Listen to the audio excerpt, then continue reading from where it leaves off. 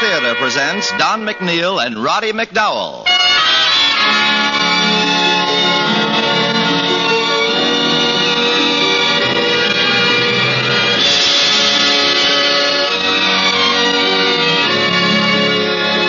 From Hollywood, the Mutual Network, in cooperation with Family Theater, presents Roddy McDowell in The Flame and the Sword. To introduce the drama, your host, Don McNeil.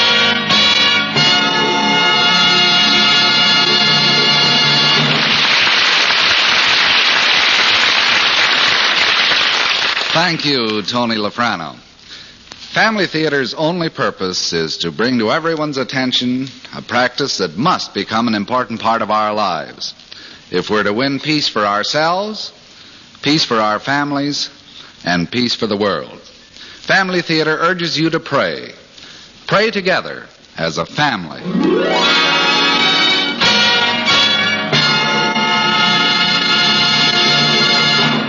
Tonight, Family Theater takes great pleasure in presenting The Flame and the Sword, starring Roddy McDowell as Hugh O'Donnell, with Dan O'Herlihy as the narrator.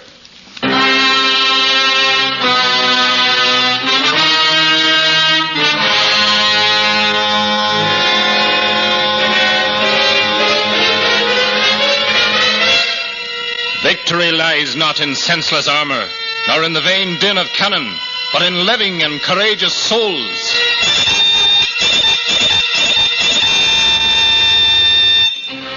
The skies were dark over Ireland in the last years of the 16th century.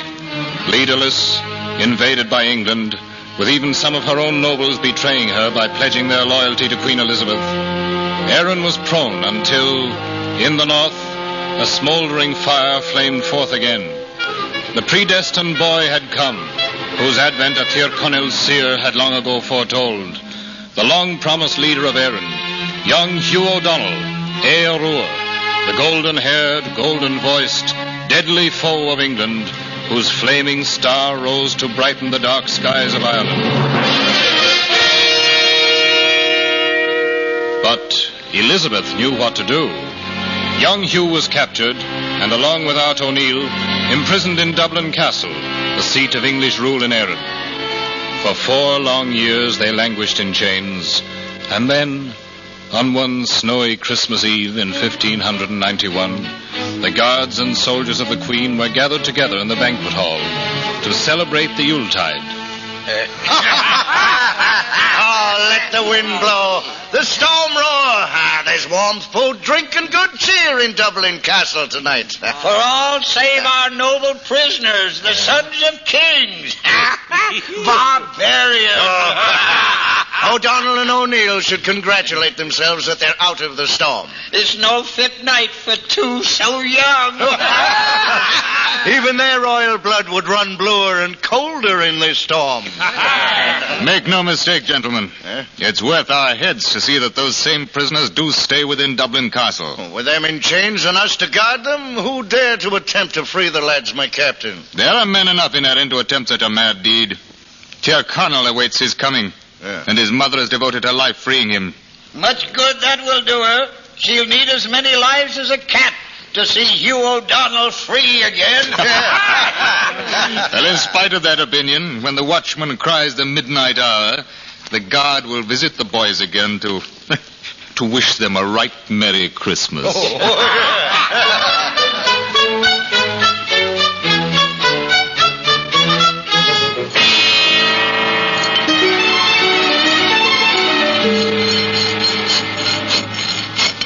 Pray heaven the guards do not hear the rasping voice of that hungry file, Hugh. The Elizabethans hear nothing but the voice of their own appetites. More to eat, more to drink is the loud cry of their bellies. Aye. Shall I hold the lamp closer? Nay, 'tis almost done out. This is the last link on your chain and mine. There. And now, stand free. How fine it is to be rid of that iron weight. God bless the friend that managed to send the file to us. I'll never forget him. Aye. Nor will I ever forget every second O'Neill and O'Donnell were in chains. They'll pay dearly for every pennyweight of that iron art. Well, we're not out of Dublin Castle yet. You may begin collecting that just debt once we are free of these gloomy walls. Right, you are, lad. Come now. We'll rip the hangings from the bed. Aye. There you are. And then? Knot them together. Knot them true and strong. There's no guard in the courtyard below, Hugh. I thought as much. The soldiers of the Queen have no love for discomfort, especially on the eve of our Saviour's birth. That's true. Here now, I'll aid you in spending out the rope. Don your cape, Art. It's bitter weather to go a journeying in merely doublet and hose. Aye. It's on. Now, let me at that rope. No, I'll go first to test its strength. Oh, but Hugh, let me go first. If we are discovered, I'll cause enough confusion to allow you to vanish in the storm. You must be saved. We'll both be saved, my friend. It's by no accident that we flee Dublin Castle on Christmas Eve. That's true. 12 o'clock and all's well. Come then, Art, and follow me down the wall, away from the castle and death. Hugh, it looks so far down to the courtyard. I fear we'll fall. Take courage, my friend. Let yourself down. 'Tis not far to freedom. Only the wind and snow make it seem so. Art, what is it? A stone came loose. It struck my leg. You're not hurt too badly. It pains, but not enough to stop me here to be found swinging like a puppet on a string. Spoken like an O'Neill. Come, lad. It's not much further.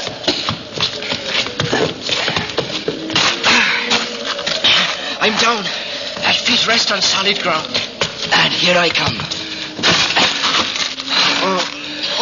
You are hurt. That cursed rock. Oh, nay, Hugh. Forget my little pain. Do you see any of the guards? No. We'll be free as birds once we're across that moat. Oh, that water looks dreadful black and cold. It's no colder than our prison friend. Come now, let's have at it. Whatever you say, Hugh.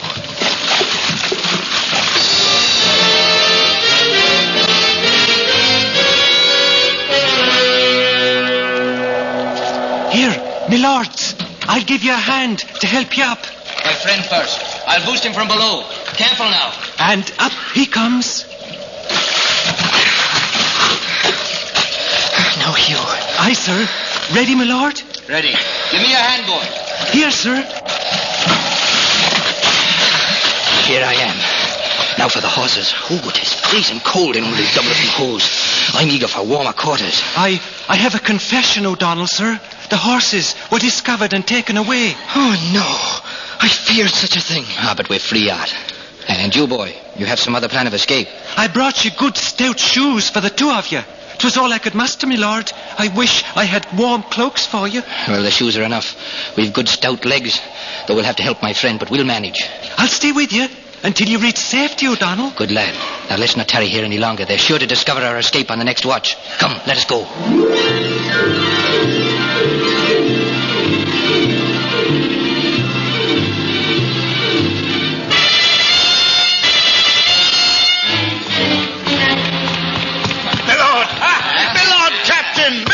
Yes, what is it, guard? O'Donnell and O'Neill have quit their cell. What? Escaped their chains, they did, and fastened a rope from their bed hangings. Quick, on your feet, every man of you. Make out a straight fire now, after them. Oh, Captain, to be forced out on a night like this? After all, they're only boys. Only boys. One is the son of Shane O'Neill, whose head we piked before this same castle. Aye. And Hugh O'Donnell is storied and hailed as Ireland's promised leader. If ever they reach Donegal, there'll be the devil to pay and worse. We'll all have to answer to Elizabeth. Now after them, and don't return until you've found them.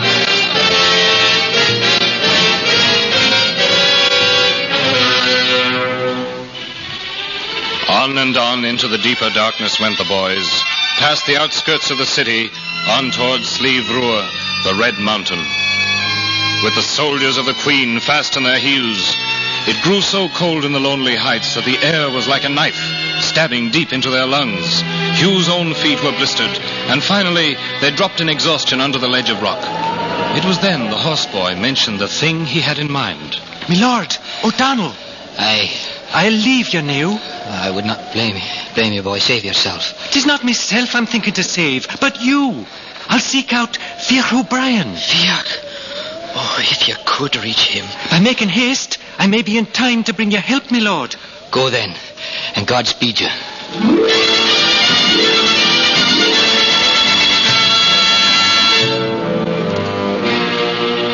That night passed, and then the second day and night, And while their furious foe tramped up and down the White Mountain in the deadly search, the helpless boys, only half protected by the rocky ledge, lay cradled in the snow.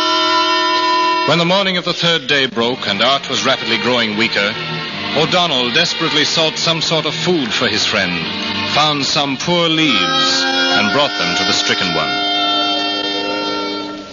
Here, Art. Try to eat these. It's dry leaves. Oh, no, you know.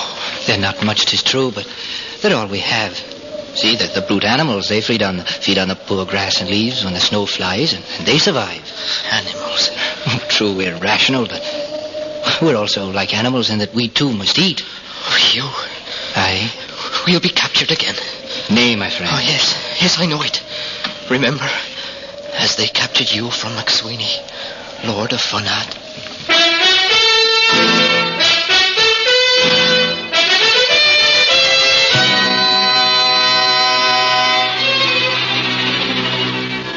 McSweeney, where are you? Oh, there you are. And where else should a man be but before a good warm fire? What need of me have you, Hugh? Surely not enough to shout down the walls of me castle. But there's a merchant ship out in the loch, my lord, a beautiful ship, and they're putting to come ashore here. Well, it won't be the first nor the last merchant ship to sail into Lochsville, Hugh. The stewards can care for her. But mayn't we board her? Board a stranger ship? Oh, she's beautiful, McSweeney, and filled with strange adventures, and her sails swelling with the wind of the four corners of the earth. Have you forgotten your own youth, my lord? No, I've not forgotten my youth, O'Donnell. Nor have I forgotten my responsibility to you. I'm fostering you to keep you safe for Erin. But what's the harm in sampling her cargo? She carries spices and rare foods. Oh, rare foods, eh? Aye. Then we'll board her, Hugh. There's sure to be no harm if we take our retinue. No harm at all, McSweeney, unless we eat too much.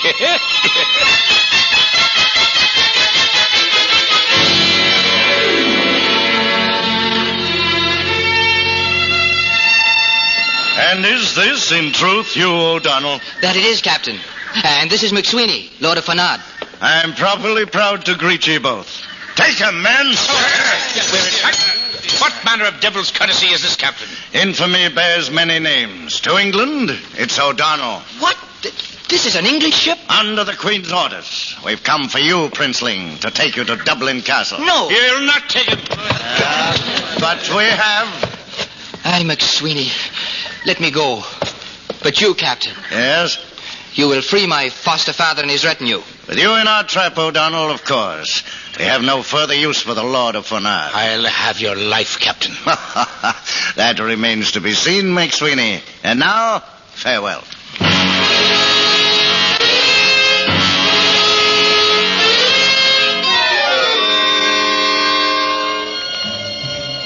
No, Art. They'll never fool me again that way. Never proffer the hand of friendship with a dagger ready and waiting for the heart. Oh, just wait, Art. Soon we'll be on the farms again. We'll be able to fish again, to build again, to live again, and hunt.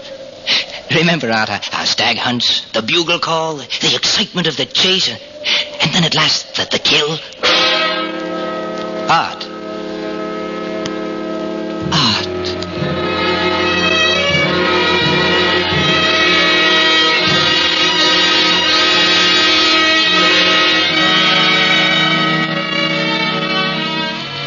In the closing twilight of that day, O'Brien's soldiers found them. Not at once, for the light of the lantern was dim, and the boys were mostly hidden by the drifted snow. They seemed as dead. The rough soldiers were deeply grieved as they uncovered the white faces and limp, motionless limbs of the noblest youths in all the land. Yes, Art was dead. But Hugh still lived, though painfully injured. They wrapped him in their cloaks and formed a litter of their spears to bring them to the mighty house of Fiach O'Brien.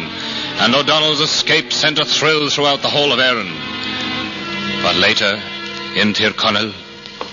Hugh O'Donnell, the vaunted savior of Ireland, crippled in one leg. You, my son. Yes, Mother. Why have you locked yourself away like this, Hugh? Alone in this gloomy tower room.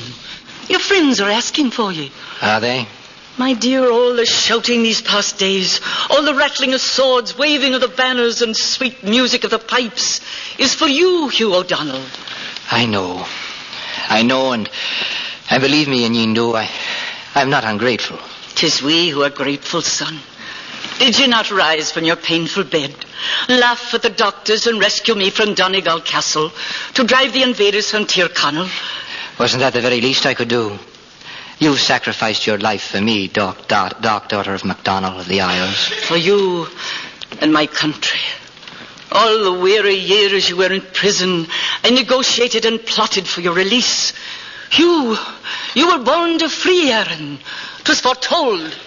Aye, 'twas foretold. Son, what pains thee? Is it because of Art O'Neill's death? He was my best friend. He wanted to live so much for Erin. But there's something more. Can you not unburden your heart to me, my dear? I am your mother. It's my lamed leg. You were lamed in the cause. I know.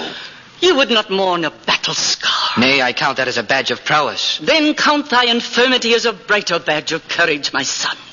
Let it forever remind ye of why we are fighting. Thank ye, Inyindu. You've healed my heart and my leg. And now, I have another matter to discuss, my son. Aye? Your father is old and ill. I know. He is tired of this world where treachery and dark ways prevail.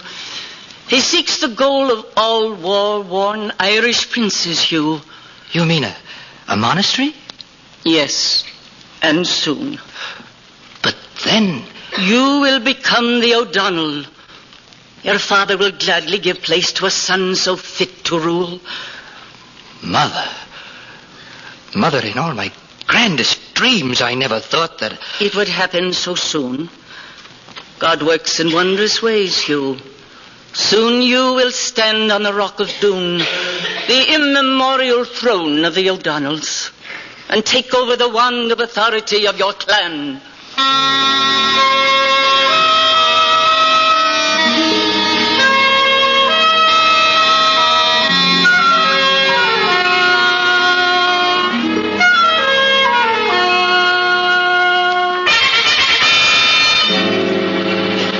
And so it was. On a fair day in May, young Hugh stood on the Rock of Doon, the white wand in his hand. This white wand is the symbol of what your rule must be. White and straight, pure and strong. You are taking your noble title at a time of crisis in Ireland. She has great need of you, Hugh O'Donnell. Hold high your torch, that others may see and follow. Dedicate thyself to thy destiny, the leader young and valiant who will free Erin from the foreigner. I turn thrice from left to right, and thrice from right to left in honor of the Holy Trinity. I look from every point upon my territory. O'Donnell, above! O'Donnell! O'Donnell!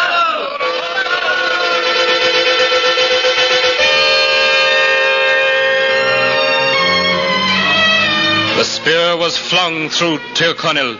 The English invaders were driven out, and the disloyal Irish lords who'd sworn allegiance to the foreigners were taught that O'Donnell was their only chief.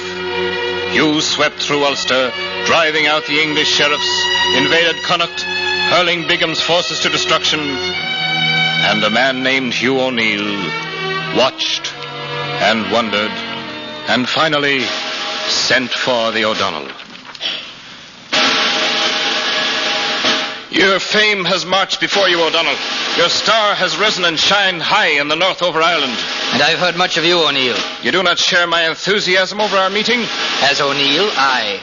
But as the Earl of Tyrone, nay. I did what I thought was expedient. I had to learn whether I and other men like me could live under English rule. Expediency never won freedom. And what did you learn of English rule and Englishmen? I visited London to answer the charges against me. Charges accusing you of being loyal to Erin. And why shouldn't you, an Irishman, be loyal to your country? It was not only for myself I spoke, O'Donnell, but for my country. I thought perhaps there might be a A middle ground. Appeasement. No. Diplomacy. You must be a master diplomat. You did win favor with Elizabeth. Aye. You won it for a time. But it was only a bright ribbon in a false wind. O'Neill, she's already decided upon your destruction. You have a big mouth for so young and inexperienced a chieftain, O'Donnell. Inexperienced? Held chained and captive for 4 long years in Dublin Castle, losing my best friend and your clansman, Art O'Neill, in the escape, and riding, fighting, hungering, striving ever since. Do you call that inexperience, O'Neill? I'm sorry, O'Donnell. I did not bring you here to quarrel. There's been enough of that between the Irish chiefs. Well put. There's been too much. You spoke truly. I was urged to go to Dublin to answer to certain other charges against me. I remember as though it were yesterday. I walked into the council chamber as a man who had nothing to dread. You would have been arrested in that moment had not the Black Earl of Ormond declared that he would not use treachery against any man. You knew that? Those were his very words. The Vixen Queen is not the only one to send spies to high places. Ormond not only refused to arrest you, but warned you to leave Dublin that same night before Elizabeth's Lord Deputy arrested you. Your knowledge of that convinces me of sorcery. Not sorcery, but faith, O'Neill. Faith that you will forsake your false title of the Earl of Tyrone and become again the O'Neill. Ireland needs you. Ireland has you, O'Donnell O'Carroll. I am the sword, you're the brain. The statesman who can place the politics of the nation above the politics of the clan. If you but will. Aye. I do know the root of our country's weakness. And together we can pull out that decaying root. Neil, won't you forsake that middle ground? Won't you join us? I will join you, O'Donnell. I'll cast off my English title and again be a free Irishman. To the death. To the death. My hand on it. And mine. O'Donnell, in spite of all my years of diplomacy and appeasement, you've maneuvered me into climbing off my fence and fighting England to the death. The brain and the sword. For Ireland. For Ireland. The brain. And the flame. And the sword.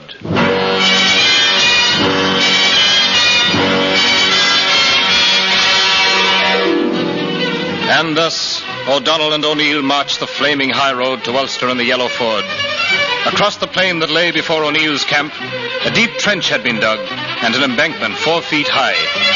Bogs stretched on either side of this plain, and a muddy yellow stream flowed into the trench. Beyond the plain was a scattered wood of hawthorn and juniper. Beyond this again, pits had been dug and covered with hay and brambles by the Irish forces. A body of light-armed Irish troops were stationed in the woods, beardless youths, about 500 armed with muskets. This was the wood through which Bagenal had to pass. They're coming now. Musketeers and horse, 3 columns of pikemen, cavalry and a 2nd division in the rear. All right, my lads, have at them!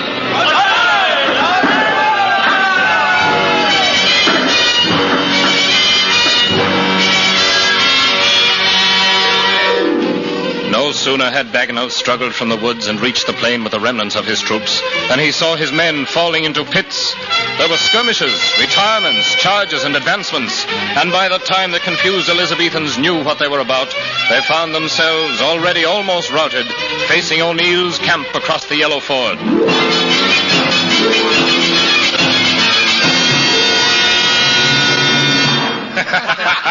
There was the ditch, lined by your men, O'Neill, and there the battle raged. The brass cannon made a breach in our ranks soon enough. 3 of Bagenal's divisions got over the ditch. But the Irish pikemen formed again and rushed the musketeers. And then it happened. Aye, go on. What happened, O'Donnell? Bagenal, oppressed by the weight of his armor, and in the heat of battle, raised his visor. And I'm proud to say that it was my bullet ended his long career. Well done, O'Donnell. The Irish horse charged, the enemy broke in thread. Oh, nothing on this earth could have stopped that helter-skelter O'Neill. True to prophecy, the Battle of the Yellow Ford was fought and won by Irishmen. The Confederation of Ulster is a certainty. Aye, and won by so few against so many. What? It proves again, O'Donnell, that victory lies not in senseless armor, nor in the vain den of cannon, but in living and courageous souls. You know that now. You taught me that.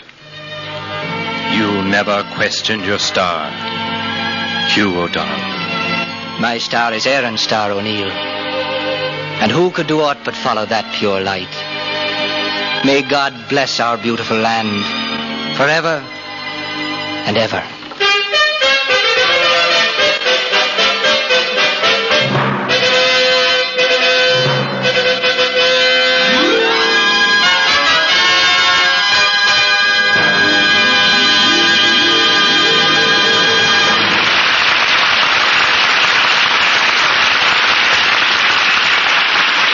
This is Don McNeil again. You know, I could borrow a thought from the title of our drama, because prayer has been called the flame of the living and the sword of the saints. But I'm going to try to develop another thought. Just the other day, I heard prayer likened not to flame or sword, but to a blind man's stick. Who of us hasn't seen the wonders that a blind man's white stick can perform? Makes every face the face of a sympathetic friend, and every arm the aiding arm of a neighbor. What king's scepter, what shining knight's sword, what magic wand could instantly command as many allies as this slender, harmless, dependable white stick?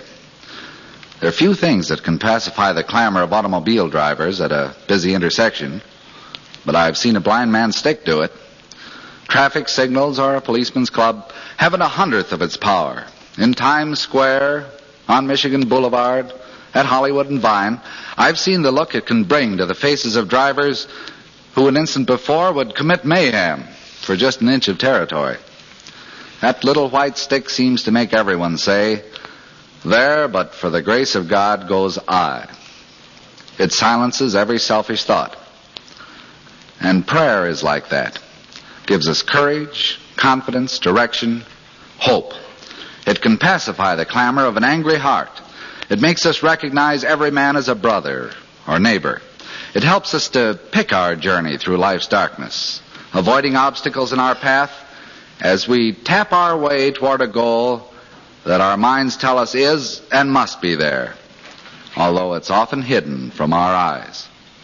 And the unifying force of family prayer is especially needed in our times.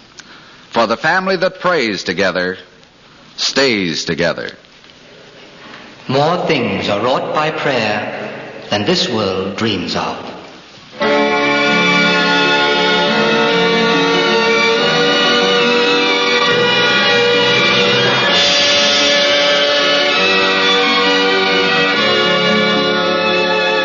From Hollywood, Family Theater has brought you Roddy McDowall in The Flame and the Sword, with Dan O'Herlihy as the narrator. Don McNeil was your host. Others in the cast were Janet Scott, Ben Wright, Tudor Owen, Wally Mayer, Terry Kilburn, Nelson Welch, and John Sheehan. The script was written by Virginia M. Cook, with music composed and conducted by Harry Zimmerman, and was directed for Family Theater by Joseph F. Mansfield. This is Tony Lofrano expressing the wish of Family Theater that the blessing of God may be upon you and your home, and inviting you to join us next week at the same time when Family Theater will present Gene Lockhart and Mona Freeman in The Story of the Little Tree. Join us, won't you?